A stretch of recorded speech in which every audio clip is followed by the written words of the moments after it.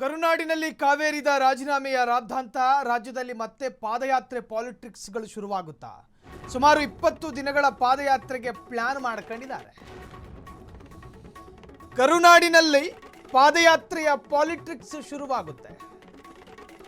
ಸುಮಾರು 20 ದಿನಗಳ ಪಾದಯಾತ್ರೆಗೆ ಪ್ಲಾನು.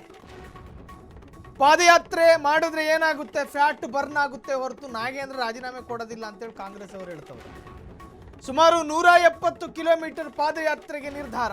ಒಂದು 20 ಕೆಜಿ ಸಣ್ಣ ಆಗಬಹುದು. ಸುಮಾರು 11 ಇವತ್ತು ಅಥವಾ ನಾಳೆ ದಿನಾಂಕ ಘೋಷಣೆ ಆಗೋ ಸಾಧ್ಯತೆ ಇದೆ. ಬಿಜೆಪಿ ರಾಜ್ಯಾಧ್ಯಕ್ಷ ವಿಜಯೇಂದ್ರ ಮಾಹಿತಿಯನ್ನು ಕೊಟ್ಟಿದ್ದಾರೆ. ವಿಜಯೇಂದ್ರ ಇವತ್ತು ಅಧಿಕೃತವಾದಂತಹ ಮಾಹಿತಿಯನ್ನು ರವಾನಿಸಿದ್ದಾರೆ.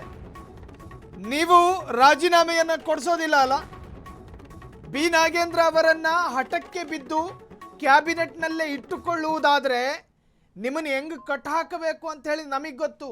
ನಾವು ಪಾದಯಾತ್ರೆ ಮಾಡ್ತೀವಿ. ಪಾದಯಾತ್ರೆ ಮಾಡಿದ್ರೆ ಏನಾಗುತ್ತೆ? ಸರ್ಕಾರದ ಮೇಲೆ ಒತ್ತಡ ಬೀಳುತ್ತೆ. ನೋಡಿ, ಈ CJP ಅನ್ನುವಂತಹ ನಿಮಗೆ ಉದಾಹರಣೆ ಕೊಡ್ತಾ ಇದ್ದೀನಿ. CJP ಅನ್ನುವಂತಹ ಪಾರ್ಟಿ ಜಂತರ್ ಮಂತರ್ನಲ್ಲಿ ಕೂತ್ಕೊಂಡು ಪ್ಲೇ ಕಾರ್ಡ್ ಪ್ರದರ್ಶನ ಘೋಷಣೆಯನ್ನು ಕೂಗುದ್ರಲ್ಲ,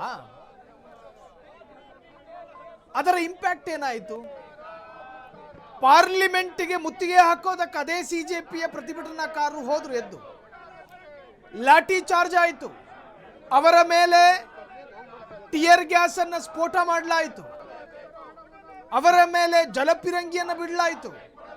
ಹೊಡೆದಿರೋ ಜಾಗಕ್ಕೆ 20 ಬಾರಿ ಹೊಡೆದು ಅಟ್ಸೋದಕ್ಕೆ ಪ್ರಯತ್ನ ಪಟ್ಟರು ಕೂಡ ಪ್ರತಿಭಟನಾಕಾರರು ಓಡಲಿಲ್ಲ. ಅದರ ಪರಿಣಾಮ ಏನಾಯಿತು? ಧರ್ಮೇಂದ್ರ ಪ್ರಧಾನ್ ರಾಜೀನಾಮೆ ಕೊಡಬೇಕಾಗಿ ಬಂತು. ಅದೇ ಸ್ಟ್ರಾಟಜಿಯನ್ನು ಈಗ ಬಿಜೆಪಿ ಕೂಡ ಪ್ರಯೋಗ ಮಾಡ್ತಾ ಇದೆ. ಸರ್ಕಾರದ ಮೇಲೆ ನಿರಂತರವಾದಂಥ ಒತ್ತಡಗಳನ್ನು ಹಾಕಿದ್ರೆ ನಾಗೇಂದ್ರ ರಾಜೀನಾಮೆ ಕೊಡಬಹುದು ಎನ್ನುವಂಥ ನಿರೀಕ್ಷೆಯಲ್ಲಿ ಬಿಜೆಪಿಗರು ನಿರೀಕ್ಷೆ ಇಟ್ಕೊಂಡು ಕಾಯ್ಕೊಂಡು ಕೂತಿದ್ದಾರೆ.